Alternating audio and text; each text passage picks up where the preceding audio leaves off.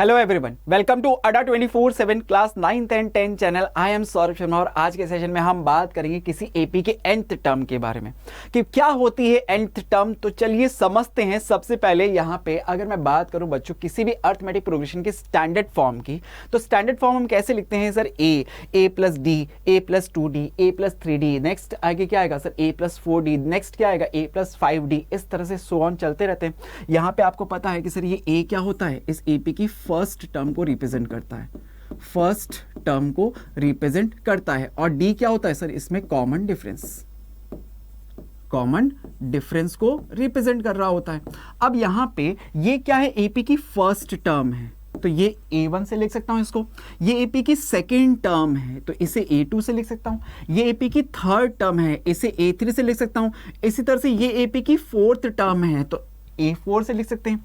Next term आप क्या लिखोगे सर? इसके बाद A प्लस 4d मैं कह दूंगा तो वो क्या होगी? इसकी फिफ्थ टर्म होगी एंड सो ऑन। ऐसे आगे चलते चलते सर यहाँ पे अगर nth टर्म है तो क्या लिखेंगे? यही तो है हमारा क्वेश्चन कि एक एपी की सर फर्स्ट टर्म ये हो गई, सेकेंड टर्म ये हो गई, थर्ड टर्म ये, फोर्थ टर्म ये, फिफ्थ टर्म ये, ऐसे सपोज आगे चलते कोई स्टैंडर्ड फॉर्म में अगर मुझे nth टर्म पूछ ले तो फिर मैं क्या बताऊंगा? वही चीज तो समझेंगे हम। यहां पे देखो इसका फॉर्मूला हम कैसे देखते हैं कि सर अगर फर्स्ट टर्म है तो यहां पे n की वैल्यू देखो, यहां पे लिखता हूं sir value of n। Number of terms को हम n से रिप्रेजेंट करते हैं तो n की वैल्यू यहां पे इस केस के अंदर सर 1 है, फर्स्ट टर्म है। n की वैल्यू यहां पे 2 है, यहां पे ये थर्ड टर्म है तो 3, n की वैल्यू यहां पे 4 है, n की वैल्यू यहां पे 5 है। Correct and so on. ऐसे आगे चलते सर nth टर्म के अंदर n की वैल्यू क्या हो जाएगी? स्मॉल n हो जाएगी। ठीक है, n से हम क्या रिप्रेजेंट करते हैं? नंबर ऑफ टर्म्स को। अब यहां पे अगर मैं पूछूं आपसे कि सर फर्स्ट टर्म इनमें कोई रिलेशन आपको दिख रहा है कि सर अगर मैं यहां पे d का कॉफिशिएंट्स आपसे पूछूं कि सर अगर मैं यहां पे आपसे लिखने के लिए बोलूं कि बच्चों मुझे ये बताओ कॉफिशिएंट ऑफ d क्या है, तो फर्स्ट टर्म के अंदर आप कहोगे सर कॉफिशिएंट तो है ही नहीं। कॉफिशिएंट क्योंकि यहां पे तो डी की कोई टर्म है ही नहीं, तो क्या आप इसे मन की आंखों से ऐसे पढ़ सकते हो कि sir a plus 0 into D. तो अगर 0 इंटू डी आप पढ़ोगे तो आप बोलोगे सर इस केस में डी का कॉफिशिएंट क्या है? 0। इस केस में डी का कॉफिशिएंट क्या है सर? 1। इस केस में डी का कॉफिशिएंट क्या है सर? 2। यहां पे डी का कॉफिशिएंट क्या है सर? 3। यहां पे डी का कॉफिशिएंट क्या है सर? 4 and so on. तो इस तरह से कोई पैटर्न आप पता कर रहे हो कि सर जो डी का कॉफिशिएंट है ना वो n की वैल्यू से जस्ट एक कम है। n की वैल्यू अगर 1 है तो डी का कॉफिशिएंट 0, n की वैल्यू 2 है तो डी का कॉफिशिएंट 1, n की वैल्यू 3 है तो डी का कॉफिशिएंट 2, n की वैल्यू 4 है तो डी का कॉफिशिएंट उससे कम 3, n की वैल्यू 5 है तो डी का कॉफिशिएंट उससे कम 4। तो अगर n की वैल्यू n है तो डी का कॉफिशिएंट क्या होगा सर? उससे एक कम, यानी कि n-1।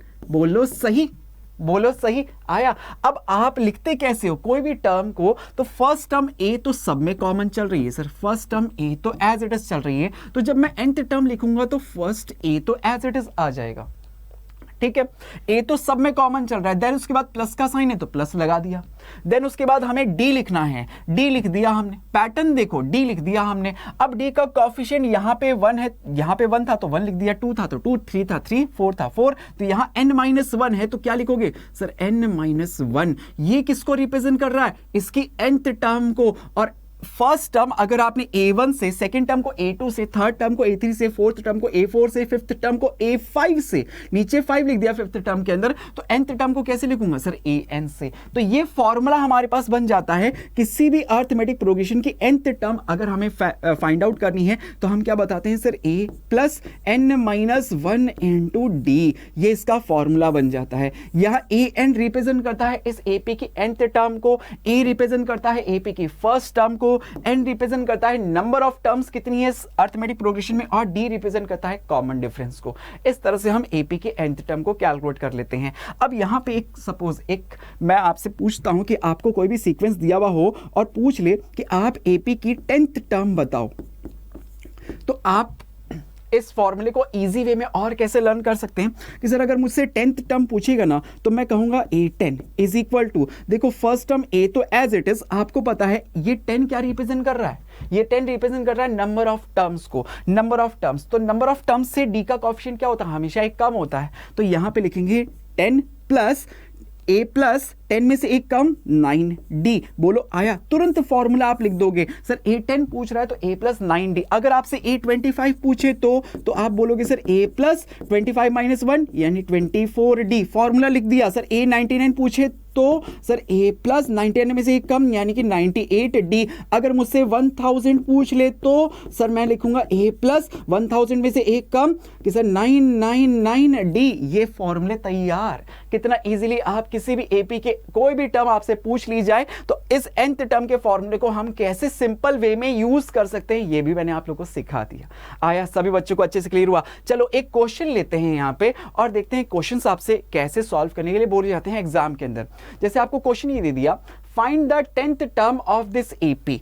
आपको इस एपी की 10th टर्म को फाइंड करना है। तो आपने कहा सर 10th टर्म निकालनी है, ठीक है, तो a10 से रिप्रेजेंट करूंगा। सबसे पहली बात रिप्रेजेंट करना हमने सीख लिया कि सर किसी भी nth टर्म को हम रिप्रेजेंट करते हैं an से, nth टर्म को an से रिप्रेजेंट करते हैं तो 10th टर्म को a10 से रिप्रेजेंट करेंगे। दैट इज इक्वल टू, बोलो फॉर्मूला क्या अभी सिखाया था कि सर a प्लस 10 में से एक कम यानी कि 9d, बोलो सही, लिख दिया। अब इस सीक्वेंस को देख के क्या आप बता सकते हो इसकी फर्स्ट टर्म a की वैल्यू क्या है? Sir 2। Common difference d is कैसे कैलकुलेट करते हैं? नेक्स्ट टर्म में से प्रीसीडिंग टर्म को माइनस कर देते हैं तो 7 minus 2 that is equal to 5।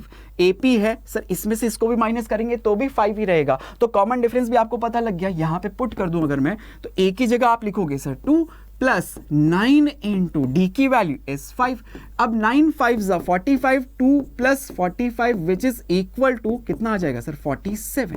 ये इसका आंसर। कि अगर मुझसे यहां पे ये तो इसने 10th टर्म पूछी थी, लेकिन अगर ये मुझसे कोई और टर्म पूछ लेता तो भी मैं इसका फॉर्मूला बना सकता था। मान लो अगर 10th टर्म की जगह अगर आपसे क्वेश्चन ये दिया हुआ होता कि आप इस एपी की 25th टर्म बताओ, ये पूछ लेता तो आप फॉर्मूला सीधे लिखते कि सर 25th टर्म क्या होगा? Sir a plus 24d। a की वैल्यू हमें पता है सर 2 एंड 24 इंटू डी की वैल्यू इज 5। 24 को 5 से मल्टीप्लाई करते हैं, कितना आएगा सर? 24 को 5 से मल्टीप्लाई करेंगे, 5 4 जा ये 2 प्लस ये हो जाएगा कितना? 120। 120 में 2 ऐड करेंगे तो 122। ये इसका आंसर हो जाता। कोई भी टर्म आपसे पूछ लेता तो आप तुरंत उसका फॉर्मूला लिख के इस तरह से कैलकुलेट कर सकते हो किसी भी एपी की nth टर्म को। आसानी से समझ में आया। आई होप बच्चों आपको सभी चीजें अच्छे से क्लियर हो गई होगी कैसे हम nth term of an AP फटाफट से कैलकुलेट कर सकते हैं। शॉर्ट ट्रिक में आपने सीख लिया। Thank you for joining with us. Thank you so much guys. Bye.